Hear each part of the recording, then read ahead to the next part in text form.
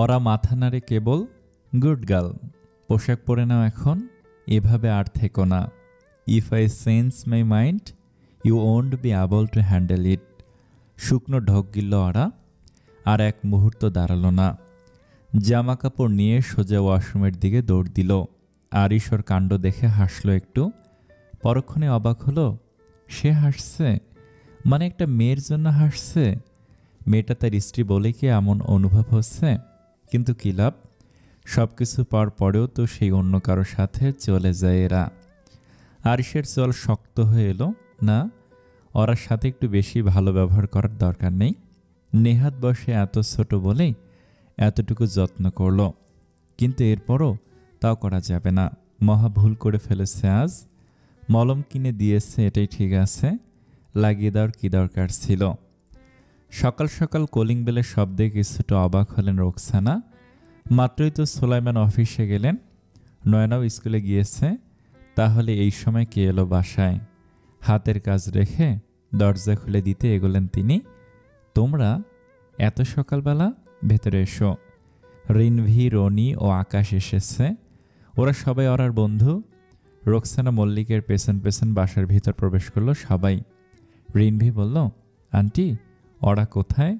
আসলে কদিন ধরে ওর সাথে যোগাযোগ করতে পারছি না। রনি কাল কল দিল, কিন্তু কোনো কথা না বলেই কল কেটে দিয়েছিল ওরা। পরে আর কল ঢোকেনি, ফোন অফ। রোকসানা কিছুটা অপ্রস্তুত হলেন। আরিশ এত তাড়াহুড়ো করে বিয়েটা করলো, কাউকে বলতেও পারেনি ওরা। ওয়ালাইকুম আসসালাম। ওরার বিয়ে হয়ে গেছে রিনভি, শ্বশুরবাড়ি আছে, স্বাভাবিকভাবে ব্যস্ত এখন। না, এটা হতে পারে না। আচমকা আকাশের এমন আচরণে অবাক হলেন রোকসানা মল্লিক। রিনভি আকাশের হাত ধরে কিছু একটা ইশারা করলো। রনি বলল, কি আর করবে আকাশ, আমাদের বন্ধু সত্যি বিয়ে করে নিয়েছে, তাও না বলেই। রোকসানা বললেন, সময় সুযোগ ছিল না বলেই তোমাদের ইনভাইট করতে পারিনি ওরা। প্লিজ কিছু মনে করো না, তোমরা বসো, আমি নাস্তা নিয়ে আসছি। না আন্টি, আমরা খেয়ে এসেছি, ওরার খোঁজ নিতে এলাম শুধু, এখন উঠছি। তিনজনে বসা থেকে উঠে দাঁড়ালো। ঠিক আছে, আবার এসে এক সময়। রিনভি হেসে বলল, জি আন্টি। ওরা চলে যাওয়ার পর দরজা আটকে নিজের কাজে এগোলেন Roksana. Akash, control yourself, what are you doing? আর একটু হলেই একটা সিন ক্রিয়েট হতো। রনি বেশ জোরেই বলল আকাশকে। আকাশ চুপ হয়ে গেছে। রাস্তায় হাঁটছে তিনজন। রিনভি আকাশের কাঁধে হাত রেখে বলল, আকাশ, কথা বল প্লিজ। দেখ, ওরাকে তুই কখনো নিজের মনের কথা বলতেই পারিসনি, তো বেচারির তো দোষ নেই। দীর্ঘশ্বাস ছাড়ল আকাশ, ক্লান্ত গলায় বলল, আমি তো ওরাকে দোষারোপ করিনি রিনভি, দোষ আমার ভাগ্যের। জন্মের পর মা ছেড়ে গিয়েছে, আজ ভালোবাসার মানুষকেও হারালাম। বাবা ঠিকই বলে রে, I am good for nothing. এমন কিছু না আকাশ, নিজেকে শান্ত কর। রনি আকাশকে জড়িয়ে ধরল। রিনভি বলে, এভাবে আচ্ছা হুট করে বিয়ে হলো কেন? তাও চুপচাপ। সাধারণভাবে বিয়ে হলে ওরা আমাদের বলতো, অবশ্যই বলতো। ওরা কি আদৌ নিজের ইচ্ছেতে বিয়ে করেছে? রিনভির কথাগুলো আকাশের মস্তিষ্কের ভেতর আন্দোলিত হতে লাগলো। রিনভি ভুল কিছু বলেনি। রনিকে ছেড়ে দিয়ে আকাশ বলল, ঠিক বলেছিস তুই, বিশ্বাস কর, ওরা যদি এই বিয়েতে খুশি না হয়, আমি ওরাকে ওখান থেকে নিয়ে আসব। রিনভি ও রনি চমকালো আকাশের কথায়। ছেলেটা এখন কতটা দুঃসাহসী হয়ে উঠেছে, অথচ এতদিন মুখ ফুটে ভালোবাসি কথাটা বলতে পারেনি।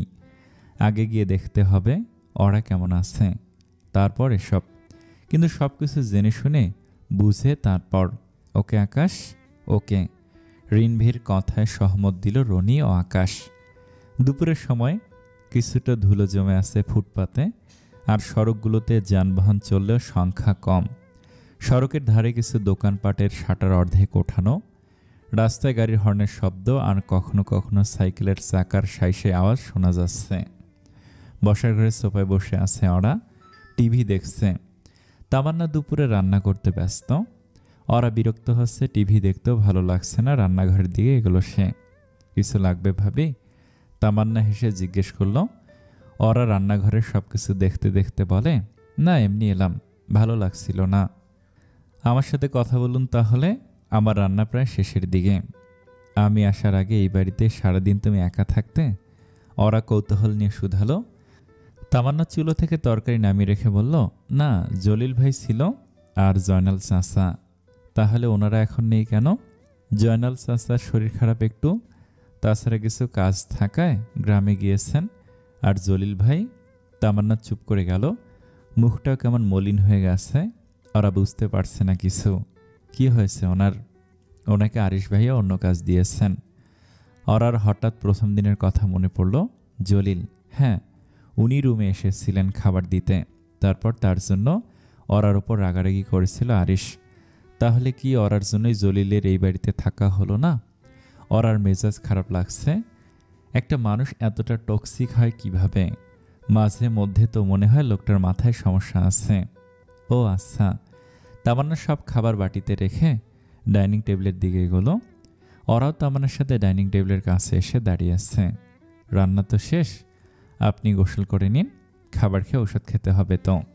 জুতোমের গরুদান, অস্পষ্ট স্বরে কথাটা বলল ওরা। তামান্না ঠিক শুনতে পায়নি। কিছু বললেন ভাবি? কিছু না গো, আমি গোসল করব না এখন, সকালে। ওরা চুপ করে গেল। তামান্না মুচকি মুচকি হাসছে। নিজের বোকামি দেখে ওরা নির্বাক। কি বলে ফেলতো? ঠিক আছে, তাহলে খেতে দিচ্ছি ভাবি। ওরা চুপচাপ খেতে বসে। তামান্নার সাথে আপাতত আর কথা বলা যাবে না। দুপুরের খাবার শেষে ধীর পায়ে নিজের কেবিনে ঢুকলো আরিশ। অফিসের একঘেয়ে ব্যস্ততা শেষে কিছুটা একা সময় কাটাতে এমন নীরব কেবিনেটটাই যেন তার নির্ভরতার জায়গা। পরনে কালো রঙের ফিটেড শার্ট, নিখুঁতভাবে পরা ফর্মাল প্যান্ট। পকেট থেকে মোবাইল বের করার সময় ঝুলে থাকা হাতঘড়ির টিকটিক শব্দ শোনা যাচ্ছিল যেন। চুলগুলো এলোমেলোভাবে কপাল ছুঁয়ে গেছে। চোখে হালকা শেডের সানগ্লাস, যেন সূর্যের আলো নয়, মানুষের দৃষ্টিকে আড়াল করতেই তার এই বর্ম। চেয়ারে বসে সামনে রাখা কিছু গুরুত্বপূর্ণ ফাইল উল্টাতে শুরু করলো সে। চোখ ছিল কাগজে, কিন্তু মন যেন অন্য কোথাও। হঠাৎ ফোনটা বেজে উঠতেই বিরক্তি ভঙ্গিতে কপাল কুঁচকে তাকালো স্ক্রিনের দিকে। পরিচিত নামটা দেখে খানিকটা থমকে গেল। চাচি কল করেছেন। এক মুহূর্ত থেমে গভীর নিঃশ্বাস নিয়ে কলটা রিসিভ করলো আরিশ। হ্যালো কাকি, কেমন আছেন? আরিশের গলা শুনে মুচকি হাসলেন তাসলিমা খাতুন। সাবিহা মায়ের পাশে বসে আছে। তালহা খাওয়া শেষে একটু বেরোলো। আল্লাহর রহমতে ভালো আছি, তুই কেমন আছিস? আমি সবসময় ভালো থাকি কাকি। তা জানি কেমন থাকিস, কিছু বলবেন? হঠাৎ কল দিলেন? হ্যাঁ, তালহার তো মাস্টার শেষ হলো কবেই। এবার তো একটা কাজকর্ম ওকে করতে হবে। আর কতদিন বসে বসে খাবে? আরিশ বসা থেকে উঠে দাঁড়ালো। রুম জুড়ে ধীর পায়ে হাঁটতে লাগলো। ঢাকায় পাঠিয়ে দিন তালহাকে, কোম্পানির হাল ধরুক, শিখতে হবে তো। তাসলিমার ঠোঁটের কোণে হাসি ফুটল। এ যেন জল না চাইতে বৃষ্টি। আমিও তাই ভাবছিলাম আরিশ, আমরা সবাই ঢাকা চলে যাব। কি বলিস? ঠিক আছে, চলে আসুন। আচ্ছা বাবা, রাখছি। আরিশ আর কিছু না বলে কল কেটে দেয়াতে কিছুটা অসন্তুষ্ট হলেন তাসলিমা খাতুন। সাবিহা আগ্রহ নিয়ে শুধালো, কি বলল আরিশ? চোখ পাকালেন তাসলিমা।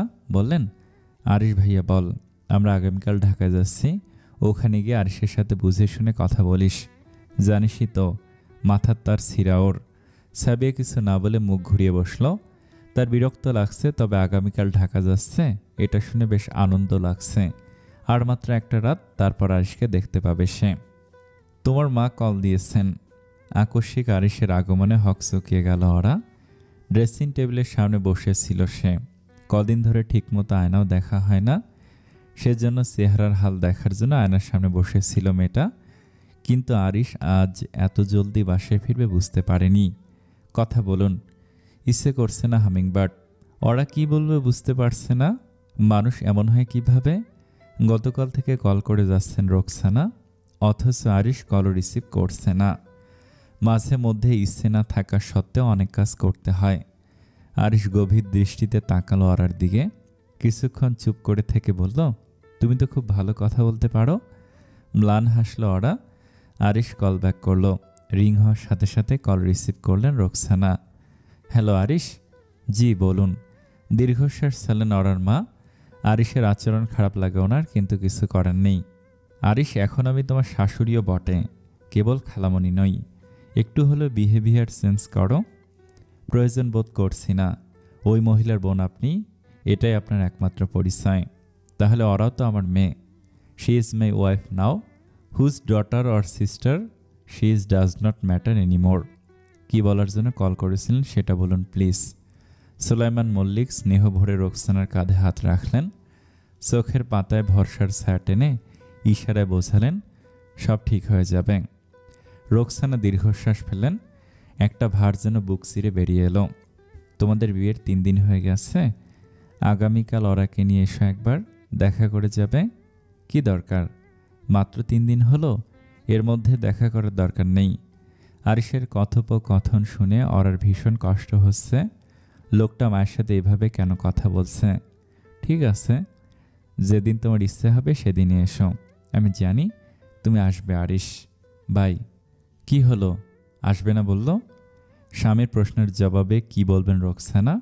রোকসানা কিছুক্ষণ চুপ করে রইলেন, চোখ নামিয়ে নিঃশ্বাস নিলেন ধীরে। তারপর স্বামীর দিকে তাকে নরম অথচ দৃঢ় কণ্ঠে বললেন, ছেলেটা জেদি ঠিক আছে, কিন্তু আমার বিশ্বাস ভালোবাসার ধৈর্য থাকলে সবচেয়ে একগুঁয়ে মানুষটাকেও বদলানো যায়। ওরা পারবে। ও যদি ওর ভেতরের মানুষটাকে ছুঁতে পারে। মৃদু হাসলেন সুলাইমান। তাই যেন হয় রোকসানা? ঘুমাও তুমি, আমি ঘুমাচ্ছি। রোকসানা চুপচাপ চোখ বন্ধ করে শুয়ে রইলেন। সুলাইমানও চোখ বন্ধ করলেন ঘুমানোর উদ্দেশ্যে। বিছানার ওপর ফোনটা রেখে ধীরে ধীরে জামা কাপড় খুলতে লাগলো আরিশ। শরীরে তখন কেবল একটা আন্ডারওয়্যার। ওরা এক পলক তাকিয়ে চোখ ফিরিয়ে নিল। মুখে তীব্র বিরক্তি, ক্ষোভে তার বুক ধুকপুক করছে। ধৈর্যের সীমা পেরিয়ে যাচ্ছে প্রতিদিন। এমন এক উন্মাদ জেদি খামখেয়ালি মানুষের সঙ্গে থাকা শ্বাসরুদ্ধকর হয়ে উঠেছে। চুলগুলো তাড়াতাড়ি বিনুনি করে বিছানার দিকে এগোলো ওরা। চুপচাপ অভিমান তার চলনে। আরিশ চুপচাপ তাকিয়ে রইল ওর দিকে। এই মেয়েটাকে দেখলে বুকের ভেতর এক অদ্ভুত অনুভূতি হয় তার, যেন নরম মেঘের মতো। ফোলা ফোলা গাল, আর সেই গালে একটা টোল। ছোটোখাটো গড়নের মেয়েটাকে দেখে অনেক সময় বাচ্চা মনে হয় আরিশের। এভাবে দাঁড়িয়ে থাকবেন? আরিশকে এভাবে দাঁড়িয়ে থাকতে দেখে শুধালো ওরা। ভাবনার জগৎ থেকে বেরিয়ে এলো আরিশ। ওরার দিকে এগিয়ে যেতে লাগলো। ওরা চুপচাপ বসে আছে। ফের কিছু করলে বাড়ি ছেড়ে পালিয়ে যাবে সে। যে ভদ্রলোক ওরার মাকে অসম্মান করেছে তার সাথে ওরা থাকবে না, কিছুতেই না। এই কদিন ভয় ভয় ছিল সে, এখন কিছুটা হলেও ভয় কেটেছে। তোমার সমস্যা হচ্ছে? না। তবে? নাথিং। ওরা কিছু বোঝার আগেই আরিশ তাকে বিছানায় ধাক্কা দিয়ে ফেলল। চমকালো ওরা, রেগে বলল, কি করছেন? আরিশও অবাক হলো ওরার আচরণে। মেয়েটার এতটা সাহস হলো কিভাবে হঠাৎ? আরিশ ওরার শরীরের ওপর ঝুঁকে ওর কপালে আঙুল ছুঁয়ে বলে, 2-3 দিনে ভয় কেটে গেছে। শুকনো ঢোক গিল ওরা। আরিশের হিংস্র আচরণগুলো মনে পড়ে গেল। প্লিজ সরুন। কেন? আমার ভালো লাগে না এসব। ভালো লাগে না? আরিশের কানে বারবার কথাটা বাজতে লাগলো ওরার। তাকে তার স্পর্শ ভালো লাগে না, কিন্তু কেন? ওরা যেন আরিশের সাথে থাকে, সেজন্যই তো এতটা আদর করে সে। যদি কখনো ওরা তাকে অক্ষম বলে চলে যায়, সেই শঙ্কা থেকে আরিশের এত পাগলামি। সত্যি ভালো লাগে না, নাকি অন্য কেউ আছে? আচমকা আরিশের চোখ রক্তবর্ণ ধারণ করল। ওরা বেশ বুঝতে পারছে আরিশ আবারও হিংস্রতা প্রকাশের মাধ্যম হিসেবে তার শরীরটা বেছে নিবে। কেউ নেই আপনি ছাড়া। ওরার কথায় থমকে গেল আরিশ। ওরার 2 গালে হাত রাখল সে। মুহূর্তেই শান্ত হয়ে গেছে সে। সত্যি তো? 3 সত্যি। মুচকি হাসল আরিশ। ওরার কপালে কিস করলো একটা। ওরার চোখ ছলছল করে উঠল। আরিশ যদি সবসময় এমন থাকতো তবে কতই না ভালো হতো। শাওয়ার নিয়ে আসি, তুমি এভাবেই থেকো। এভাবে শুয়ে? হ্যাঁ। ওরা মাথা নেড়ে সম্মতি দেয়। আরিশ ওয়াশরুমের দিকে এগোলো। বিয়ের পর এই প্রথম আরিশকে সুস্থ স্বাভাবিক মানুষ বলে মনে হলো ওরার। একেবারে শান্ত, কেয়ারিং একটা মানুষ। ওরা ভেবে পায় না আরিশের এমন হুটহাট বদলে যাওয়ার কারণ কি।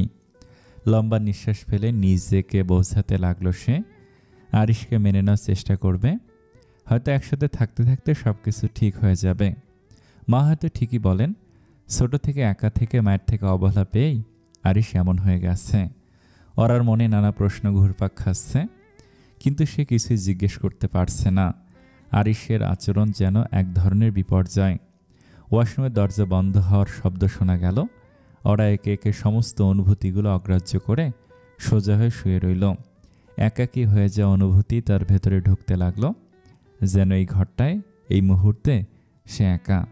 কিন্তু তার মনে পড়ল আরিশকে আদৌ কখনো তাকে একা থাকতে দেবে? আরিশ প্রায় 5 মিনিট পর ফিরে এলো। ওরা একে একে সমস্ত অনুভূতিগুলো অগ্রাহ্য করে সোজা হয়ে শুয়ে রইল।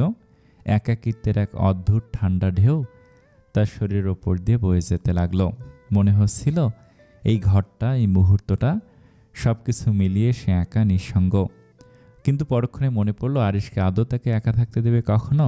না, আরিশ তো এমনই ওভার পজিটিভ, টক্সিক, একগুঁয়ে আর জিদি। ওর পক্ষে একা থাকা যেন ভাগ্যেও নেই। প্রায় 5 মিনিট পর ফিরে এলো আরিশ। ওরা এখনও একদৃষ্টে ছাদের দিকে তাকিয়ে শুয়ে আছে। তাকে আগের অবস্থানে দেখে মনে একটা চাপা সন্তুষ্টি ফুটে উঠল আরিশের চোখে। সামনে তাকাতে ওরা দেখতে পেল ভেজা চুলে জল টপটপ করে ঝরছে আরিশের কপাল থেকে। ধবধবে ফর্সা বুকেও পানির ফোঁটা লেগে আছে। ওরার বুক ধুকপুক করে উঠল, তার শরীরে অবচেতনে কেঁপে উঠল। ওরার জীবনে আরিশই প্রথম পুরুষ যার স্পর্শে, উপস্থিতিতে অদ্ভুত এক অনুভূতি হয়, যে অনুভূতির ব্যাখ্যা ওরা নিজেই জানে না। সেদিন থেকে যেদিন এই পুরুষটা তার জীবনে জোর করে ঢুকে পড়েছে, ওরার ভেতরে তীব্র ঘৃণা আর অনিচ্ছার পাশাপাশি একটা জটিল আকর্ষণ কাজ করে। অথচ এই আকর্ষণ ভালোবাসা নয়, একরকম জ্বরের মতো কাঁপিয়ে তোলে, জ্বালিয়ে দেয়, আবার নিস্তেজও করে দেয়। আজ পর্যন্ত ওরা কোনো ছেলেকে ভালো লাগার চোখে দেখেনি। ছোটবেলা থেকেই তার মনে একটাই প্রশ্ন বাসা বেঁধেছিল, একটা শান্ত সুন্দর সংসার, একজন স্বামী থাকবে যে তাকে ভালোবাসবে, রক্ষা করবে আর ছোট ছোট মুহূর্তে তাকে পূর্ণতা দিবে। পড়ালেখার তেমন আগ্রহ ছিল না কখনো, শুধু সামাজিক দায়বদ্ধতা থেকেই চালিয়ে যাচ্ছিল সব কিছু। তাই যখন আরিশ একটু কোমল হয়, একটু স্নেহ মেশানো আচরণ করে, ওরা সব কিছু ভুলে যায়। মনে হয় এই তো সেই স্বপ্নের সংসার, এই তো সেই মানুষ যার হাতে নিজেকে নির্ভয়ে তুলে দেয়া যায়। কিন্তু খুব তাড়াতাড়ি সেই স্বপ্নভঙ্গের শব্দ শুনতে পায় সে। মনে পড়ে যায় আরিশের দমনমূলক আচরণ, তার হঠাৎ করে আগুন হয়ে ওঠা স্বভাব, তার সেই হিংস্র রূপ, যেটা কেবল ভালোবাসার ছোঁয়ায় ঢেকে রাখা ছিল কিছু সময়ের জন্য। এই মুহূর্তে অরার চোখ সরানোরও সাহস নেই। সে জানে আরিশ রেগে যাবে, তার দিকে তাকিয়ে থাকতে হবে নিঃশব্দ অনুগত্যে। ভেতরে ভেতরে অসহায় অনুভব করলেও ওরা জানে প্রতিশোধ করার ক্ষমতা তার নেই।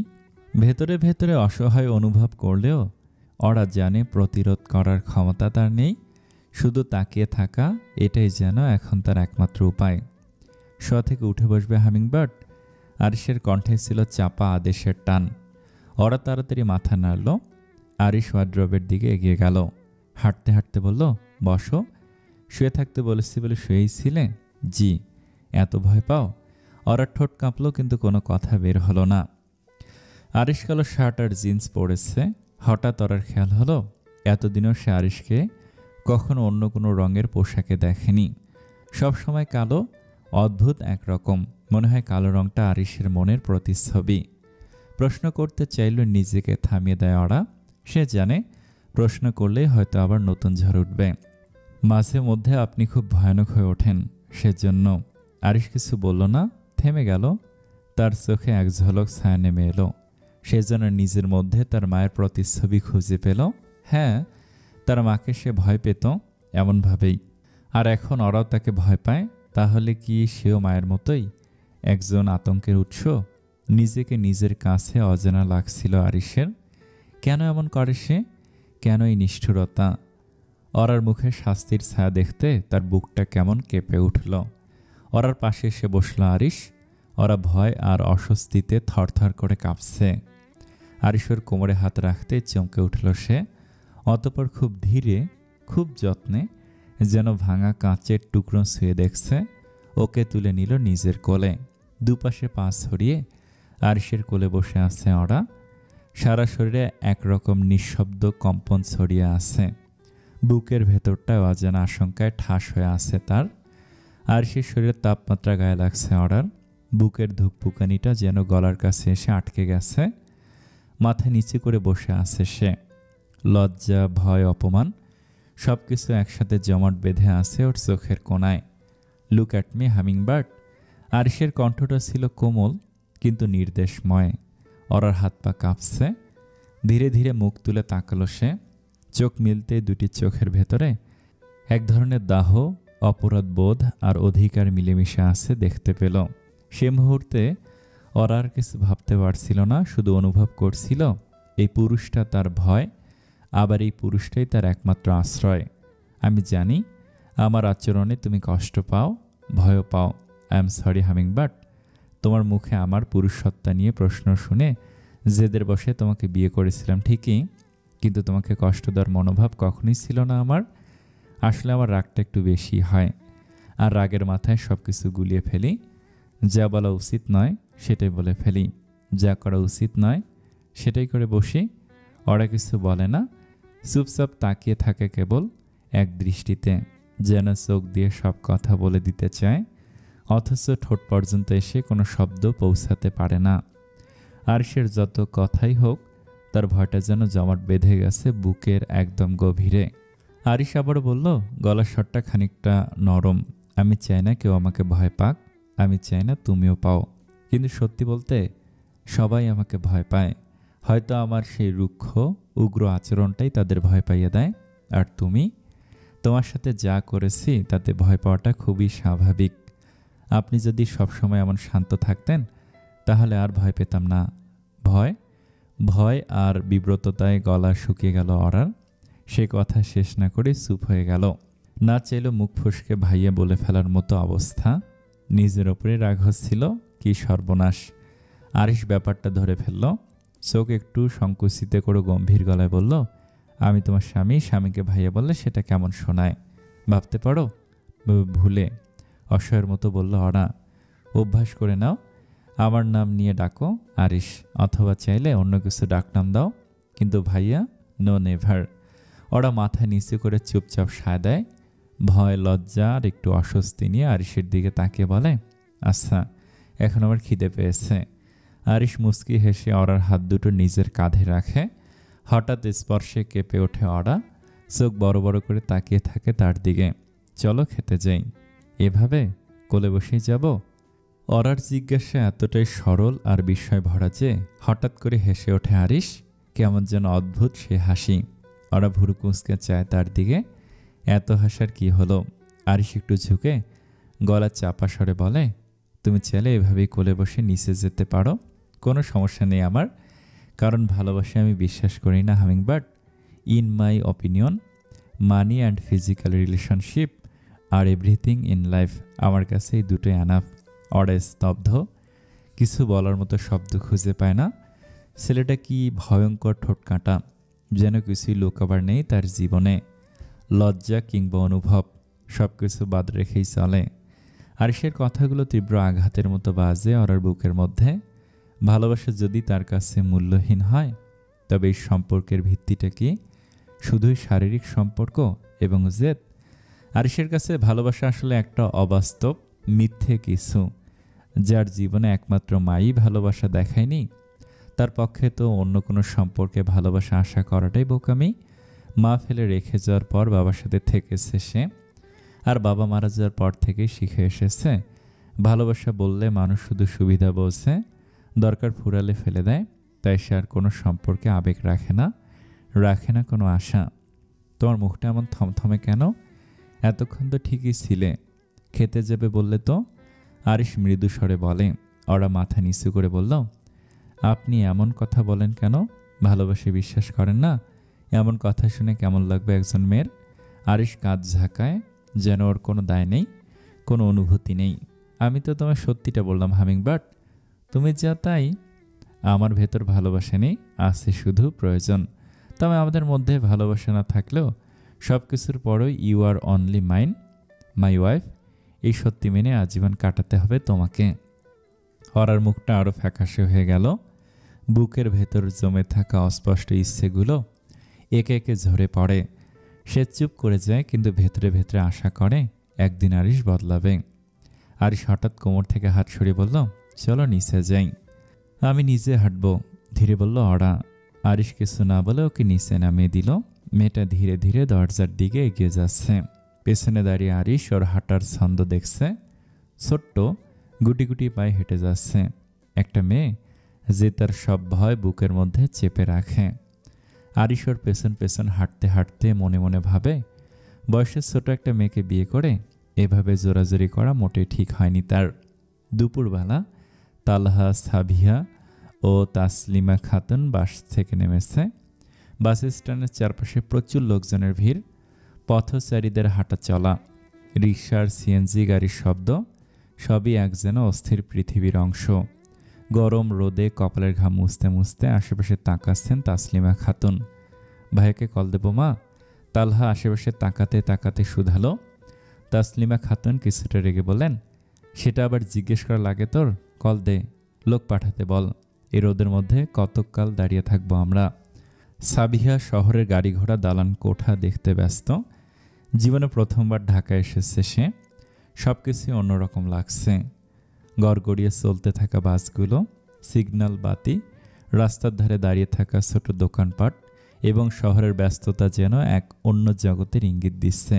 ঢাকার মাটি, শহরের গন্ধ, তীব্র রোদের মাঝে তাকে এক নতুন অনুভূতি ঘিরে ধরেছে। সেই সাথে মনে একটা চাপা উত্তেজনা কাজ করছে। আরিশের সাথে দেখা হবে। দীর্ঘ 10 বছর পর আরিশকে দেখতে পাবে সে। 10 বছর আগে আরিশ গ্রামে গিয়েছিল একবার, তারপর আর যায়নি সে। তালহা আরিশকে কল করলো। আরিশ কল রিসিভ করছে না দেখে আরও একবার কল দিতে লাগলো তালহা। এবার কল রিসিভ করলো সে। ভাইয়া, আমরা সায়দাবাদ বাস স্ট্যান্ডের পাশে দাঁড়িয়ে আছি, অপেক্ষা কর, গাড়ি পাঠাচ্ছি। ওকে ভাইয়া। আরিশ কল কেটে দিল। তালহা বলল, গাড়ি পাঠাচ্ছে বলল। বাসে থাকতেই কল করা দরকার ছিল, তাহলে এখানে এসে দাঁড়িয়ে থাকতে হতো না। সাবিহার কথায় তাল মেলালেন তাসলিমা। ঠিকই বলেছিস, কি আর করার, একটু অপেক্ষা কর। তিনজনে দাঁড়িয়ে থাকে। সিটি বাসগুলোর হর্ন, রিক্সা চালকদের চিৎকার আর লোকজনের দৌড়াদৌড়ি শহরের অস্থিরতা আরও বাড়িয়ে দেয়। কিছুক্ষণ পরেই গাড়ি নিয়ে জলিল আসে তাদেরকে নিয়ে যেতে। গাড়িতে উঠে বসে সাবিহা এক দীর্ঘ স্বস্তির নিঃশ্বাস ফেলল। শহরের উন্মত্ততা আর রোদ থেকে কিছুটা মুক্তি পেয়ে সে শান্ত অনুভূতি অনুভব করছে। জানালা দিয়ে ঢাকার দৃশ্য দেখছে। সন্ধ্যা নেমেছে শহরের বুকে। পশ্চিমের আকাশে লালচে ছায়া মিলিয়ে গিয়ে ধীরে ধীরে গাঢ় নীল অন্ধকার চেপে বসেছে। অলিতে গলিতে জ্বলে উঠেছে সোডিয়ামের আলো। হালকা হলুদ আলোয় যেন এক অন্যরকম কল্পলোক তৈরি হয়েছে। চায়ের দোকানগুলোর সামনে ছোট ছোট দল বসে গরম ধোয়া ওঠা চায়ে চুমুক দিচ্ছে, আড্ডায় গা ভাসিয়ে দিচ্ছে সারাদিনের ক্লান্তি ভুলে। কারো মুখে অফিসের গল্প, কারো মুখে রাজনীতি, আবার কারো মুখে রূপকথার মতো প্রেম। এদিকে শহরের ব্যস্ত রাস্তাগুলোতে কর্মজীবী মানুষজন ফিরছে আপন গন্তব্যে। কেউ ধুলো জমা বাসে হেলে দুলে, কেউ আবার নিজের প্রাইভেট কারের আরামে। সব মিলিয়ে শহর যেন এক থেমে থাকা অথচ চলমান চিত্রপট।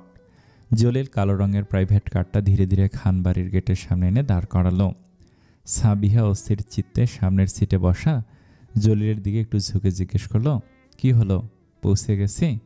জলিল মাথা নিচু করে সম্মান দেখে উত্তর দিল, জি ম্যাডাম, বাড়ির সামনে আছি। যাক, বাঁচা গেল, হালকা হাফ ছেড়ে বলল সাবিহা। যেন দীর্ঘ সফরের ক্লান্তি কাঁধ থেকে নেমে গেল। গাড়ির দরজা খোলার সঙ্গে সঙ্গে তালহা দ্রুত নেমে পড়ে, লাগেজের দিকে ছুটল। জলিলকে ইশারা করলো, ভাই ধরো তো, একটু ভারী লাগছে এগুলো। ওদিকে তাসলিমা খাতুন ধীরে ধীরে মেয়েকে নিয়ে গাড়ি থেকে নামলেন। কোমরে এক হাত রেখে অসহিষ্ণু স্বরে বললেন, আহা, এতক্ষণ বসে থাকতে থাকতে কোমরটাই যেন জমে গেল। তারপর তালহার দিকে তাকিয়ে বললেন, তালহা, তোরা ব্যাগপত্র নিয়ে ভেতরে আয়, আমরা একটু এগোলাম। ওকে মা। তালহা হাত উঁচিয়ে সাড়া দিল। তাসলিমা খাতুন মেয়ের হাত ধরে বাড়ির ভেতরের দিকে এগিয়ে গেলেন। বসার ঘরের সোফায় চুপচাপ বসে আছে ওরা। সামনে টিভি চলছে, স্ক্রিনে ভেসে উঠছে ভয়াবহ সব দৃশ্য। নিউজ চ্যানেলের প্রতিবেদক গলায় কষ্ট গুজে বলছে, ফিলিস্তিনে আজও নিহত অসংখ্য মানুষ। শহরের এক প্রান্ত থেকে আরেক প্রান্ত জুড়ে যেন মৃত্যু আর ধ্বংসের মিছিল। ওরা মনোযোগ দিয়ে সব দেখছে। চোখে মুখে চিন্তার ছাপ স্পষ্ট। মেয়েটার মনটা অসম্ভব নরম, অন্যের কষ্ট সহজে নিজের মধ্যে টেনে নেয়। হাজারো মানুষের কান্না, ঘরবাড়ি, খালি চোখে আকাশের নিচে তাকিয়ে থাকা শিশুদের চেহারা যেন তার বুকের ভেতর কাটার মতো বিঁধে আছে। নিঃশব্দে রবের কাছে দুহাত তুলে মোনাজাত করে, হে আল্লাহ, তুমি ফিলিস্তিনের মানুষগুলোকে রক্ষা করো। ওদিকে পাশে বসে থাকা তামান্নার জন্য একেবারে ভিন্ন জগতে। তার চোখে নেই কোনো আলোড়ন, মনেও নেই। অকারণে চুপচাপ বসে থাকলেও চোখের কোনায় বিরক্তির ছাপ। এইসব খবর তার ভালো লাগে না। তার মন পড়ে থাকে স্টার জলসা কিংবা জি বাংলার রঙিন দুনিয়ায়। সেখানে নাটকের নায়িকা কাঁদে, তবু সেটা তামান্নার কাছে বাস্তবের চেয়ে অনেক বেশি মনোহর লাগে। ভাবি, এসব ভালো লাগছে না, একটু স্টার জলসা দেন। ওরা হাসলো তামান্নার কথায়। চ্যানেল পাল্টে দিতে দিতে বলল, কি কি নাটক দেখো তুমি? তামান্না হাসি হাসি মুখে বলল, আগ্রহ নিয়ে। তারপর বলতে লাগলো, দুই শালিক। তামান্না কথা শেষ করতে পারেনি। হঠাৎ করে দরজার দিকে ভেসে এলো কলিং বেলের টুনটুন শব্দ। শব্দটা কর্ণকুহরে ঢুকতেই গা ছমছম করে উঠল তার। হন্তদন্ত হয়ে সোফা থেকে উঠে দাঁড়ালো সে। কি হলো এখন? আপনার চাচি শাশুড়ি এসেছে, সাথে ওনার ছেলে মেয়ে। ওরা চমকে উঠল। আত্মীয় স্বজন বাড়িতে এসেছে, অথচ সে কিছুই জানে না। ঠোঁটের কোণে হালকা বিস্ময়ে ছাপিয়ে গেল। তামান্না দ্রুত গিয়ে দরজাটা খুলে দিল। দরজার ওপারে দাঁড়িয়ে আছেন তাসলিমা খাতুন। হালকা রঙের শাড়ি, চুলে ধূসরতার ছোঁয়া, পাশে সাবিহা, হালকা চোখে ক্লান্তি আর সফরের ধুলো। তামান্না মুখে হাসি ফুটিয়ে বলল, ভিতরে আসেন আপনারা, ভাইয়া এখনই এসে পড়বে। তামান্নার কথায় কোনো জবাব না দিয়ে নিঃশব্দে ভেতরে প্রবেশ করলো তাসলিমা খাতুন আর সাবিহা। চোখে মুখে একটা অদৃশ্য বৃতৃষ্ণার ছাপ। সাবিহা একটু থেমে তামান্নার দিকে ঘুরে বলল, এমনভাবে বলছো যেন আমরা এই বাড়ির অতিথি আর তুমি বাড়ির মালকিন। কণ্ঠে ছিল তীক্ষ্ণতা, তাচ্ছিল্যের শীতল ছায়া। তামান্না কিছু বলল না, চোখ নামিয়ে নিল নিঃশব্দে। এতক্ষণে ওরা উঠে দাঁড়িয়েছে। একটু কাঁধ সোজা করে নিজেকে স্থির রাখার চেষ্টা করলো। সাবিহা এগিয়ে এলো তার দিকে, ঠোঁটে বিদ্রুপের হাসি টেনে বলল, বাড়ির কাজের মেয়েগুলো তো সব দারুণ সুন্দরী, আরিশের চরিত্র তো বেশ জানতাম। এমনটা হলো কখন? ওরার মুখ থমকে গেল। চোয়াল শক্ত হলো মুহূর্তেই। কথাগুলো যেন হাওয়ার মতো গায়ে এসে বাজল, ঠান্ডা অথচ কাঁটার মতো। তার মানে আরিশের আত্মীয়রা ওরার বিষয়ে কিছুই জানে না। এবং এর থেকেও বড় প্রশ্ন, সাবিহা আরিশকে এমন চোখে দেখে, কিন্তু কেন? আরিশের কি চরিত্রের সমস্যা আছে? ওরার মনের মধ্যে ঝড় উঠল। সে কিছু বলার আগে তাসলিমা কড়া কণ্ঠে সাবিহাকে থামালো। সাবিহা, চুপ করো তো, এসব বাজে কথা বলার দরকার নেই এখানে। সাবিহা বিরক্তির ভঙ্গিতে মুখ বেঁকিয়ে নিল। সে যেন কিছুই বুঝতে চায় না। তামান্না সহ্য করতে পারল না। এবার এগিয়ে এলো সামনে। গলা খানিকটা কাঁপছিল, তবু দৃঢ় কণ্ঠে বলল, আরিশ ভাইয়া তেমন মানুষ নন আপা। আমি বাড়ির কাজের মেয়ে ঠিক, কিন্তু ওরা ভাবি নয়, উনি আমাদের ভাবি ভাইয়ের স্ত্রী। ঘর যেন এক মুহূর্তে নিস্তব্ধ হয়ে গেল। সাবিহার চোখে বিস্ময় বড় হয়ে গেল। গলার চাপা উত্তেজনা নিয়ে সে বলল, what are you joking? Taslima খাতুনের মুখে গভীর বিস্ময়। তিনি এক পা পিছিয়ে গিয়ে ওরার দিকে তাকালেন। জানার চেষ্টা করলেন, সত্যি কি এই মেয়েটি আরিশের বউ? আরিশ সত্যি বিয়ে করে ফেলেছে, অথচ বিয়ের কথা জানালো না। এরকম অল্প বয়সী একটা মেয়েকে বিয়ে করেছে আরিশ, তাও ও কী ধরনের চালচলন! এই দেখো না জামা কাপড়, সস্তা, বেমানান। রুচিটাও একেবারে থার্ড ক্লাস। নিশ্চয়ই কোনো মিডল ক্লাস ফ্যামিলির মেয়ে, তাই না? সাবিহার কথাগুলো যেন বিষের মতো ছুঁড়ে এলো। ঘরের হাওয়া ভারী হয়ে উঠল। অরার চোখ ছলছল করছে। সে কিছু বলছে না। তার দৃষ্টি যেন বলছে, আমি কি এতটাই অযোগ্য? মনে হচ্ছে আকাশে মেঘ করেছে, এখনই হয়তো টুপ করে অশ্রুর বৃষ্টি নামবে। তাসলিমা খাতুন দাঁতে দাঁত চেপে রাগ সামলাচ্ছেন। তার মুখে বিরক্তির রেখা স্পষ্ট। মনের ভেতর একটা ঝড় বইছে। এমন অপমানজনক পরিস্থিতি তিনি কল্পনাও করেননি। ভেবেছিলেন একরকম চাপ দিয়ে হলেও সাবিহার সাথে আরিশের সম্পর্কটা পাকাপোক্ত করবেন, কিন্তু এখন সেই চেষ্টায় মাটিতে একরাশ ধুলো। তামান্নার মেজাজ গরম হয়ে উঠেছে। ভিতরটা রীতিমতো জ্বলে যাচ্ছে। ভাবি কেন কিছু বলছে না এদেরকে? এই মেয়েটা কেমন করে এত বড় গলা করে অমন অপমান করলো? ভাবিও তো কিছু বলছে না, চুপচাপ দাঁড়িয়ে সহ্য করে যাচ্ছে সব। নেহাত এই বাড়ির কাজের লোক, নয়তো এতক্ষণে জবাব দিয়ে দিত। ঘরে এক অস্বস্তিকর নীরবতা। বাতাস থেমে গেছে, সময় যেন থমকে আছে। এমন বোবার মতো দাঁড়িয়ে আছো কেন? ভাবটা এমন দিচ্ছ যেন কথাই বলতে জানো না, অথচ ঠিকই আরিশকে ফাঁদে ফেলে বিয়েটা করে নিলে। সাবিহার কণ্ঠে বিদ্রুপ, চোখে মুখে ঘৃণার ছাপ। সাবিহা! আচমকা দরজার কাছ থেকে তীব্র গর্জনের মতো ভেসে এলো আরিশের কণ্ঠ। সবাই চমকে তাকালো সেদিকে। তার গলার তীব্রতা, চোখের রক্তবর্ণ রাগ মুহূর্তে ঘরের পরিবেশ বদলে দিল। সাবিহা শুকনো ঢোক গিলল, অপ্রস্তুত মুখে পেছনে সরে দাঁড়ালো। তাসলিমা খাতুন তাড়াতাড়ি গিয়ে এসে হাসি চাপা দিয়ে বললেন, কেমন আছিস আরিশ? আরিশ উত্তর না দিয়ে সাবিহার সামনে গিয়ে দাঁড়ালো। সাবিহা ভয়ে মাথা নিচু করে রেখেছে। যে ধমকটা লোকটা দিয়েছে তা সইতে পারা সহজ নয়। অরা ইজ মাই ওয়াইফ। আমাকে যে সম্মান দেওয়া হয় তাকেও ঠিক সেই সম্মান দিতে হবে। আমার স্ত্রীর প্রতি কোনো অসম্মান আমি সহ্য করব না। যে তাকে অসম্মান করবে এ বাড়িতে তার জায়গা নেই। Do you get that? Sabiha নিচু স্বরে বলল, ঠিক আছে। সে সরি টু অরা। সাবিহা একবার ওর দিকে তাকালো। আরিশ ফের বলল, সে সরি রাইট নাও। আরিশের ধমকে ভয় পেল সাবিহা। মুহূর্তে বলল, আই এম সরি অরা। অরা না, ভাবি বলে ডাকো। সম্পর্কের দিক থেকে সে তোমার বড়। আই এম সরি ভাবি। ওরা একটু অপ্রস্তুত হয়ে গেল। থেমে থেমে বলল, এসবের দরকার নেই আপু। একসাথে থাকতে গেলে এমন ছোটোখাটো কথা হয়ে যায়, আমি কিছু মনে করিনি। সাবিহা মেকি হাসলো। ইতিমধ্যে তালহাও এসে গেছে। আরিশ তাসলিমার সামনে গিয়ে দাঁড়ালো। কেমন আছেন চাচি? আলহামদুলিল্লাহ। তুই তো ভালোই আছিস। বিয়ে করলে একবার জানাতেও তো পারতি। তালহা ওরার পাশে গিয়ে হেসে বলল, বলানোর সুযোগ পেলে তো বলবে মা। এমন আগুন সুন্দরী ভাবি পেয়ে ভাইয়ার ডানে বামে না তাকিয়ে তাড়াতাড়ি বিয়ে করে ফেলেছে। ওরা মৃদু হাসলো। আরিশের দৃষ্টি ওরার দিকেই। তালহার দিকে এগোলো সে। ওরা ভয় পেল তাতে। এই লোক কি তালহাকে কিছু বলবে? আতঙ্কে অরার চোখ মুখ কেমন ফ্যাকাশে হয়ে গেছে। তালহার সামনে গিয়ে কাঁধে হাত রাখলো আরিশ। একদম ঠিক বলেছিস তালহা, তোর ভাবিকে হারিয়ে ফেলার রিস্ক নেইনি। হে হে হে, জানতাম। Good boy. আজ থেকে অরাকে ভাবি না, ভাবিমা বলে ডাকবি তুই। ভাবিমা? এটা আবার কেমন ডাক? তালহা অবাক চোখে অরার দিকে তাকিয়ে জিজ্ঞেস করলো।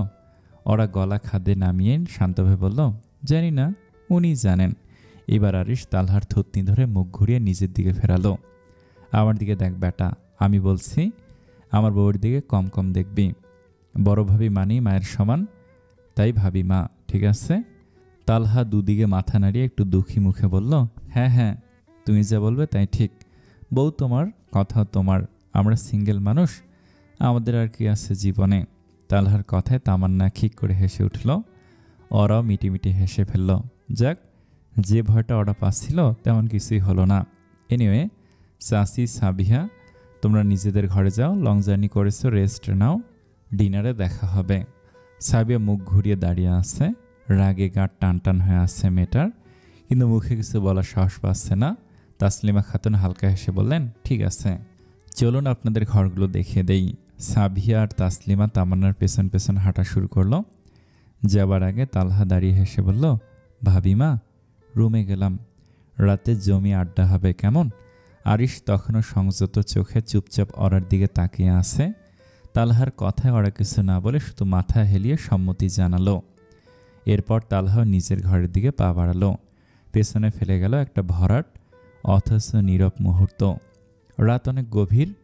গোটা শহর ঘুমের আবরণে ঢেকে গেছে। নিঃস্বর নিস্তব্ধ। আকাশের চাঁদ নেই আজ, কেবল ঘন কালো মেঘের দল সেকে আছে চারিদিক।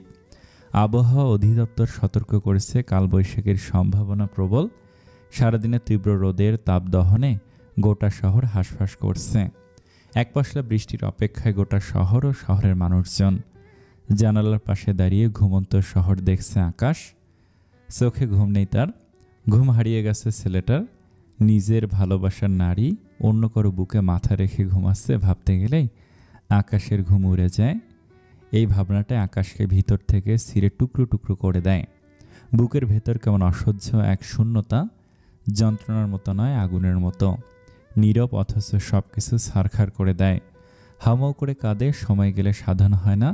কেন যে ওরাকে মনের কথা বলতে এতটা দেরি করে ফেলল, সে আফসোস আজীবন থেকে যাবে আকাশের। এই শহরে আকাশের মতো হাজারো প্রেমিকা আছে, যারা ঠিক এমন রাতে জানালার পাশে দাঁড়িয়ে দীর্ঘশ্বাস ফেলে, অথচ সেই নিঃশ্বাস কোনোদিন পৌঁছায় না প্রেমিকার কানে। তারা শুধু হারায় প্রতিদিন, প্রতি মুহূর্তে। ভালোবাসা পায় না, পায়ে কেবল স্মৃতির যন্ত্রণাদায়ক ছায়া। মাঝরাতে পেটের ওপর প্রচণ্ড ভারী কিছু অনুভব করায় ঘুমন্ত অবস্থায় ছটফট করে উঠল ওরা। সারা শরীর ঘেমে একেবারে ভিজে গেছে, মাথা ঘোরাচ্ছে, শ্বাস নিতে কষ্ট হচ্ছে। ঘরে বিদ্যুৎ নেই, বাইরে শুরু হয়েছে ভয়ানক ঝড়। মেঘের গর্জনে কেঁপে উঠছে যেন পুরো পৃথিবী। জানালার পর্দা ঝড়ো হাওয়ায় একটানা নড়ছে, সাথে সাথে বৃষ্টির হালকা ফোঁটা জানালার ফাঁক গলে ঘরে এসে পড়ছে। তীব্র অস্বস্তি আর ভয়ের মধ্যে ওরা অবশেষে চোখ মেলে তাকালো। আধো আধারে দেখতে পেল একটা ছায়ামূর্তি তার বুকের ওপর বসে আছে, দুপাশে পা ছড়িয়ে। মুহূর্তে নিঃশ্বাস আটকে গেল ওরার, চোখ বিস্ফোরিত, ঠোঁট কাঁপছে, ভয় যেন জমে বরফ হয়ে গেছে রক্তে। চিৎকার করতে যাচ্ছিল সে, ঠিক তখনই ছায়ামূর্তিটা হঠাৎই ঝুঁকে তার মুখ চেপে ধরল শক্ত করে। ফুসফুস করে বের হওয়া বাতাস আটকে গেল। হিসিয়ে কানে কানে বলল, this is your husband hummingbird, ভয় পেও না। ওরা স্বস্তির নিঃশ্বাস ফেলল। তাহলে এটা আরিশ, চোর ডাকাত অন্তত নয়। আরিশ ওরার মুখ থেকে হাত সরিয়ে নিতে ওরা উত্তেজিত হয়ে শুধালো, আপনি এটা কি করছিলেন? এভাবে কেউ গায়ের ওপর? চুপ, একদম চুপ, দুই গালে হাত রেখে বলল সে। আরিশের ফিসফিসে কণ্ঠে এক ধরনের গা ছমছমে অনুভব লুকিয়ে আছে। ওরা সেটা স্পষ্টই টের পাচ্ছে। ভয় গলা শুকিয়ে গেছে মেয়েটার। সত্যি চুপ করে গেল সে। বিদ্যুৎ চমকানোর আলোতে মাঝে মধ্যে ঘর আলোকিত হচ্ছে। ওরা আরিশকে দেখছে। অর্ধনগ্ন অবস্থায় আছে সে, পরনে কেবল একটা হাফ প্যান্ট, চুলগুলো এলোমেলো, কপালে পড়ে আছে। কপালে বুকে বিন্দু বিন্দু ঘামের ফোঁটা জলজল করছে। চোখ মুখ কেমন লাগছে আরিশের? রেগে আছে কিনা শান্ত হয়ে আছে কিছু বুঝতে পারছে না ছোট্ট পাখিটা। কেমন যেন অদ্ভুত অনুভূতি তাকে ঘিরে ধরেছে। তালহাকে কেমন লাগে হামিংবার্ড? আমার থেকে বেশি চার্মিং, হ্যান্ডসাম। তুমি ওর দিকে ওভাবে হেসে তাকিয়েছিলে কেন বলো তো? আরিশের এমন কথায় বিশ্বের চূড়ান্ত পর্যায়ে পৌঁছে গেল ওরা। কি বলছে এই লোকটা? তালহা তো তার নিজের কাজিন। ওরা এতটা অবাক হয়ে গেছে যে কি বলবে কিছু বুঝতে পারছে না। অবশেষে কিছু না বলে শুধু চুপ করে আরিশের দিকে তাকিয়ে থাকে, যেন পুরো দৃশ্যই এক বিভ্রান্তি। আরিশ আবার বলল, কি হলো লিটল বার্ড, আনসার মি। কেন তাকিয়েছিলে? কই আমার দিকে তো কখনো মিটিমিটি হেসে তাকালে না। দেখুন, আমি এমনি এমনি হেসেছিলাম কেবল। আপনারই তো আত্মীয়, সেজন্য। আচমকা গলা চেপে ধরার ভঙ্গিতে গলায় হাত রাখলো আরিশ। ভয়ে গলা শুকিয়ে গেছে ওরার। আমি বলেছি আমার আত্মীয় স্বজনের সাথে হেসে হেসে কথা বলতে হবে? বলিনি তো হামিংবার্ড। তাহলে কেন হাসলে? আমার ভুল হয়ে গেছে, আর কখনো। ভুলের শাস্তি পেতে তো হবে। বিনা শাস্তিতে কাউকে ছেড়ে দিলে সে আবারও একই কাজ করে লিটল বার্ড, বুঝতে পেরেছ? আরিশ কি করতে চলেছে? ওরার শরীর কাঁপছে। বাইরের ঝড়ের থেকেও বড় ঝড় ওরার মনে বইছে। এ তো বদ্ধ উন্মাদ, এই লোকের সাথে কিছুতেই থাকবে না ওরা। মনে মনে নিজেকে এসব বলে শান্ত করতে চাচ্ছে সে। আরিশ মুচকি হাসল, ঠোঁটের কোণে তার রহস্য। ওরার চোখ বড়সড় হয়ে গেছে। আরিশ ধীরে ধীরে ওরার ঠোঁটের দিকে অগ্রসর হচ্ছে। ওরা ছটফট করতে করতে বলল, প্লিজ ক্ষমা করে দিন, আর করব না আমি, please. I want hurt you hummingbird. শুধু সব কিছু অসহ্যকর করে তুলব তোমার কাছে, এটাই তোমার শাস্তি। ওরা ঠিক বুঝল না আরিশের কথা। আবারও জোর করে মিলন করবে সে, নাকি অন্য কিছু? ওরা ভাবনার গতির চেয়েও আরিশের ক্ষিপ্রতা যেন বেশি। ওরার কোমল ঠোঁট জোড়া আরিশ তার নিজের দখলে নিয়ে ফেলল। সে ওরার দু হাতে হাত রেখে সমস্ত শরীর নড়াচড়াও বন্ধ করে দিয়েছে। আরিশের আগ্রাসী চুম্বন সহ্য করতে কষ্ট হচ্ছে ওরার। ঠিকমতো নিঃশ্বাস না নিতে পারার ফলে দম বন্ধ হয়ে আসছে এমন অনুভূত হচ্ছে। তবে ঠোঁটে ব্যথা পাচ্ছে না। এভাবে কতক্ষণ চলল ওরা জানে না, বুঝতে পারছে না। যখন ওরার চোখে জল ছলছল করে উঠল, ঠিক তখনই আরিশ তাকে মুক্ত করল। ফাঁসির আসামি ছাড়া পেলে যেমন ঘন ঘন নিঃশ্বাস ফেলে, ওরাও তেমনভাবে হা করে নিঃশ্বাস নিতে লাগলো। আরিশ মুচকি হেসে ওরার পাশে শুয়ে পড়ে, তাকে হাতের ওপর শুয়ে দিল। ওরা এখনও স্বাভাবিক হতে পারেনি, দ্রুত শ্বাস প্রশ্বাস নিচ্ছে। আমি আমার কথা রেখেছি, ঠোঁটে কোনো ব্যথা দিইনি, কেটে যায়নি। শুধু আরিশের হাসিটা বড্ড বিশ্রী, ভয়ঙ্কর মনে হচ্ছে ওরার। যেন মানুষরূপী কোনো শয়তানের হাসি। আরিশ আবার বলতে লাগলো, শুধু কিস করেছি, এই ঠোঁট দিয়ে হেসেছিল তখন। সেজন্য শাস্তিটা ঠোঁটের জন্য বরাদ্দ ছিল। শান্ত হও হামিংবার্ড, একটা কিস ছিল শুধু, আর কিছুই না। ওরা থরথর করে কাঁপছে। আরিশকে এক ফোঁটা বিশ্বাস করে না সে। শুধু কিস করে থেমে থাকবে বলে মনে হয় না তার। মাথায় হাত বুলিয়ে দিচ্ছি, পাখি ঘুমিয়ে যাও, কালকে শপিং করতে নিয়ে যাব। সাবিহা কি বলল শুনলে তো? তোমার সাজসজ্জা নিয়ে কথা বলেছে সে। জবাবটা তো দিতে হবে। ওরার কানে অন্য কোনো কথা ঢুকছে না এখন। ছোট্ট পাখির মতো গুটিসুটি হয়ে শুয়ে আসছে কেবল। শরীরে ক্লান্তি, মনে ভয়। সত্যি সত্যি চোখ বন্ধ করে ফেলেছে সে। ঘুমাও হামিংবার্ড, ঘুমাও। ওরা চুপ করে চোখ বন্ধ করে শুয়ে রইল অনেকক্ষণ। মাথায় হাত বুলিয়ে দেওয়ার ফলে একটা সময় পর আরিশের হাতের ওপরে ঘুমিয়ে পড়ল সে। ওরা চুপ করে চোখ বন্ধ করে শুয়ে রইল অনেকক্ষণ। মেয়েটা দেখতে সুন্দরী, দারুণ ফিগার, স্বভাবও চমৎকার, শুধু বয়সটা একটু কম। এইটুকুই যেন একটা প্রশ্ন চিহ্ন। বাইরে তখন মুষলধারে বৃষ্টি হচ্ছে। ভাবনার প্রবাহ মানে না আরিশের। ওরার গরম নিঃশ্বাস ছুঁয়ে যাচ্ছে তার গা। তাজরিন খান আরিশ এতগুলো বছর নারীর সঙ্গ ছাড়া কাটিয়েছে, অথচ এই মেয়েটাকে কাছে পেলেই তার ভিতরটা এলোমেলো হয়ে যায়। সেটা কি ভুল নাকি স্বাভাবিকই? আরিশ ধীরে ধীরে অরার গলায় আঙুল ছুঁয়ে দিতে দিতে নামিয়ে আনলো। বক্ষ বিভাজনের কাছে এসে থেমে গেল সে। আলো আধারের মাঝে অরার বুকের দিকে নজর পড়তেই নিঃশ্বাস ঘন হতে লাগলো তার। অচেতন অরাকে আদর করতে চায় না আরিশ।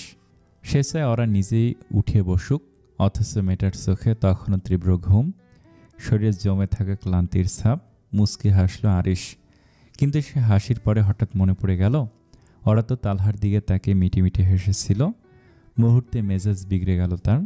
কোনো ভনিতা না করে অরার চুলগুলো শক্ত করে ধরে ওকে শোয়া থেকে টেনে তুলে বসালো। ঘুমন্ত অবস্থায় হঠাৎ চুলে এমন তীব্র টান লাগায় কেঁপে উঠল অরা।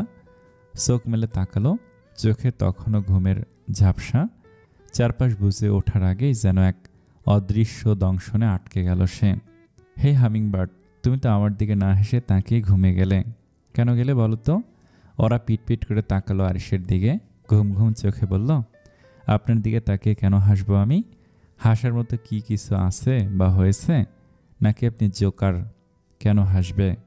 কথাটা আরিশের কানে বাজতে লাগলো বারবার। তার মানে তার দিকে তাকিয়ে হাসবে না ওরা? আরিশ দারুণ খেপে গেল। এক ঝটকায় ওরাকে কোলে বসে বিছানা থেকে উঠে দাঁড়ালো। ওরার ঘুম এক লহমায় উড়ে গেল, যদি পড়ে যায় সেই ভয়ে। দ্রুত আরিশের গলা জড়িয়ে ধরে দুপাশে পা ছড়ে পিঠ আঁকড়ে ধরল সে। মস্তিষ্ক সজাগ হতে মনে পড়ল, এই লোকটা তার স্বামী তাজরিন খান আরিশ, এক আতপাগল পুরুষ। একটু আগে কি বলেছে সেটা ভাবতে ভয় আটকে উঠল ওরা। শুনুন, আমার চোখে তখন ঘুম ছিল, আমি আসলে ওসব বলতে চাইনি, প্লিজ রাগ করবেন না। তুমি বলেছ, আমার দিকে তাকিয়ে কেন হাসবে? আরিশ সব কিছু না বলে ওরাকে ওভাবেই কোলে করে নিয়ে দোতলা থেকে নেমে রান্নাঘরের দিকে এগিয়ে যেতে লাগলো। বিশাল দেহে আরিশের কোলে ওরা সত্যি যেন এক ক্ষুদে পাখি। তাকে এভাবে বয়ে নিয়ে যাওয়াটা আরিশের কাছে কোনো কষ্টের কাজ নয়, কোনো ব্যাপারই না। আমি ভুল করে বলেছিলাম, আমি শুধু আপনার দিকে তাকিয়ে হাসবো। তাহলে হাসো এখন। আরিশ কোনো উত্তর দিল না। তার চোখের কোণায় রাগের কুয়াশা ঘন হয়ে আসছে। হাসতে বলেছে সে, তাও আবার জিজ্ঞেস করে এখন? ওরা আরিশের চুপ করে থাকা দেখে একটু কেঁপে উঠল। ভেতরে এক অজানা ভয়। এতটা নিঃশব্দ হয়ে গেলে তাজরিন খান আরিশ কি করতে পারে তা সে জানে না, তবে আজ করতে পারে। কোথায় যাচ্ছে আরিশ? চোখ দুটো বড় করে তাকালো। রান্নাঘরের দিকে এগোচ্ছে সে, কিন্তু কেন? শুনুন না, আমরা কোথায় যাচ্ছি? আরিশ চুপ করে রইল। ওরাকে নিয়ে রান্নাঘরে ঢুকেই কোল থেকে নামিয়ে দিল তাকে। ঠাস করে দরজাটা আটকে দেওয়ার ভয়ে কেঁপে উঠল ওরা। আরিশ ফের সেভাবেই কোলে তুলে নিল ওরাকে। রান্নাঘরের মাঝখানে থাকা উঁচু কিচেন কাউন্টারে, যেটার উপর সাধারণত ফল বাটি বা কফির মগ রাখা হয়, সেখানে বসিয়ে দিল তাকে। দুই পা ফাঁক করে নিজে দাঁড়ালো সেই ফাঁকে। ওরা ফ্যালফাল দৃষ্টিতে তাকিয়ে রয়েছে কেবল। আরিশ এক হাত ওরার কোমরে রেখে অন্য হাতে ওর চুলগুলো জোরে চেপে ধরে ঠোঁট জোড়া নিজের দখলে করে নিল। চুলের ব্যথায় মাথায় ব্যথা লাগছে ওরার, কিন্তু মুখ থেকে কোনো শব্দ পর্যন্ত বের করতে পারছে না সে। কি এক মুসিবতে পড়ল ভেবে কান্না পাচ্ছে তার। ওরা যখন ছটফট করা বন্ধ করে দিল ঠিক তখনই আরিশ তার ঠোঁট সরিয়ে নিল। প্রাণভরে নিঃশ্বাস নিতে লাগলো ওরা। যে ঠোঁট দিয়ে অন্য পুরুষের দিকে তাকিয়ে হাসো অথচ আমার বেলায় হাসার কারণ খোঁজো, সেই ঠোঁটকে তো শাস্তি পেতেই হবে হামিংবার্ড। আরিশের কণ্ঠে জ্বালাময় রাগ আর তীব্র অধিকার বোধ, কিন্তু অরার শরীর শিউরে উঠল আতঙ্কে। ওর চোখ বড় হয়ে গেল, ঠোঁট কাঁপতে লাগলো। না, দয়া করে এমন কিছু করবেন না। আপনি এমন কেন করছেন? একটু শান্ত থাকুন please. Please Arish, don't do this. Arish এক চুলো নড়ল না, বরং আশেপাশে নজর বোলালো নিস্তব্ধভাবে। তারপর রান্নাঘরের তাকে রাখা একটা কৌটা তুলে নিল। আবার সেই আগের মতো ওরার দুপায়ের মাঝে দাঁড়িয়ে ওর মুখোমুখি। হাতের কৌটাটার দিকে তাকিয়ে চমকে উঠল ওরা। মরিচের গুঁড়ো। আরিশ ঠোঁটে সেই চিরচেনা অদ্ভুত হাসি ফুটে বলল, yes hummingbird, I do it. ওরা উঠে যেতে চাইলে আরিশ শক্ত করে চেপে ধরল তাকে। তার বিশাল দেহ আড়াল করে রেখেছে পুরোটা জায়গা। ওরার দুই পায়ের মাঝখানে দাঁড়িয়ে সে, তাই উঠে দাঁড়াতেও পারল না মেয়েটা। আরিশের ঠোঁটে ফুটে উঠল একরকম শয়তানি হাসি। কৌটে খুলে এক আঙ্গুল দিয়ে সামান্য মরিচের গুঁড়ো তুলে নিল, তারপর ঠোঁটের ওপরে আলতো করে ঘষে দিল ওরার কাটা ঠোঁটে। হঠাৎ ঝলসে উঠল সেই জায়গাটা। লিপ কিসের আগ্রাসী চাপে যা আগেই ফেটেছিল, এখন সেখানে লেগেছে আগুন। ওরা কেঁপে উঠল ব্যথায়, একটা বিকট চেঁচিয়ে উঠল সে। আহ, না না প্লিজ। এটা। আরিশ নিজের জায়গায় অটল, দৃঢ়, শীতল, ওর চোখে স্পষ্ট ভোগান্তির সুখ। আবার ছটফটানি, কাঁপা কাঁপা শরীর, সবটাই সে দেখছে। আপনি কি মানুষ?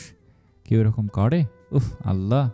ওরা কেঁদে ফেলল রাগে, ব্যথায়, অপমানে। আরিশ ঠান্ডা গলায় বলল, আমি মানুষ, তবে খারাপ মানুষ, খুব খারাপ, বুঝলে? ওরার চোখ নিচু, কাঁধ কাঁপছে, মুখ ঝুঁকিয়ে কাঁদছে চুপচাপ। আরিশ বেসিনে গিয়ে ধুয়ে ফেলল নিজের হাত। ওরা এখনও রান্নাঘরের কাউন্টারে বসে আছে, চাইলেও পালাতে পারবে না। এই কয়দিনে এতটুকু সে বুঝে গেছে। Look at me little bird. ওরা তাকায় না। আরিশ ওর থুতনি ধরে মুখটা উপরের দিকে তুলল। চোখের কোণে জমা জল গড়িয়ে পড়ছে গাল বেয়ে। হঠাৎই ওরার কাপা ঠোঁটে নিজের ঠোঁট রেখে দিল আরিশ। চমকে উঠল ওরা। ঠোঁটে মরিচ গুঁড়ো থাকা সত্ত্বেও কেন কাছে এলো সে? এবার তো আরিশেরও ঝাল লাগবে। ওরা আরিশের দিকে তাকিয়ে আছে। তার কোমর আঁকড়ে ধরে গভীরভাবে চুমু দিচ্ছে আরিশ। এই চুমুটা একদম আলাদা, যেখানে কোনো হিংস্রতা নেই, আছে শুধু কোমলতা। যেন আরিশ তার ঠোঁট দিয়ে ওরা ঠোঁটের সমস্ত ঝাল নিজের ঠোঁটে টেনে নিচ্ছে। কিছুক্ষণ এভাবেই চলল। চুপ করে বসে থাকলো ওরা, তাকিয়ে থাকলো আরিশের চোখে। কিছুক্ষণ পর আরিশ থামলো। ওরাকে কাউন্টারে সেভাবে বসিয়ে রেখে ফ্রিজ থেকে বের করলো একটা ছোট্ট বাটি। ওরা ভয় পেয়ে উঠে দাঁড়ালো। এবার আবার কি মাখিয়ে দেবে ঠোঁটে, মনে মনে বলে ওঠে সে, চোখে আতঙ্ক। আরিশ যখন ওরার দিকে গেল, ওরা ভয় আর সন্দেহে গলাটা একটু কাঁপিয়ে বলল, আবার কি লাগাবেন ঠোঁটে? আরিশ শান্তভাবে উত্তর দিল, ঠান্ডা টক দই। কি? ওরার চোখ কুঁচকে গেল। তুমি যা শুনলে ঠিক সেটাই, টক দই। আরিশ একদম কাছে এসে দাঁড়ালো। ওরা কাঁপা কাঁপা চোখে বাটির দিকে দেখল। সত্যি তো, বাটিতে রাখা ঠান্ডা দই, আর কিছুই না। যেভাবে বসেছিলে সেভাবেই বসো আবার। কথা না বাড়িয়ে নিঃশব্দে আগের মতোই বসে পড়ল ওরা। আরিশ আবার দাঁড়ালো তার ঠিক সামনে, পায়ের মাঝখানে আগের মতো। তারপর আঙ্গুল নিয়ে ধীরে ধীরে ঠোঁটে টক দই মাখাতে লাগলো, নরমভাবে। কোনো তাড়াহুড়ো নেই, যেন একটু আগের ঝলসে দেওয়া মুহূর্তের প্রলেপ দিচ্ছে এই ঠান্ডা ছোঁয়ায়। ওরা তাকিয়ে থাকলো চুপচাপ। কিয়ৎক্ষণ পর নিচু গলা জিজ্ঞেস করলো, এগুলো কেন দিচ্ছেন? ঝাল কমে যাবে, শান্ত সুরে জবাব দিল আরিশ। দীর্ঘশ্বাস ফেলল ওরা। ব্যথা দেয় যে, সান্ত্বনাও দেয় সে। কি অদ্ভুত এই লোকটা। দই লাগানো শেষ করে এবার তার চুলগুলো আলতো করে গুছিয়ে খোপা করে দিল আরিশ। এভাবে পছন্দ তোমার? আরিশের গলায় কেমন যেন দুষ্টুমির আভাস। ওরা কিছুটা বিভ্রান্ত হয়ে তাকালো তার দিকে। কি বললেন? আরিশ হালকা হেসে চোখের ইশারায় নিচের দিকে তাকিয়ে বলল, how do you feel about this position?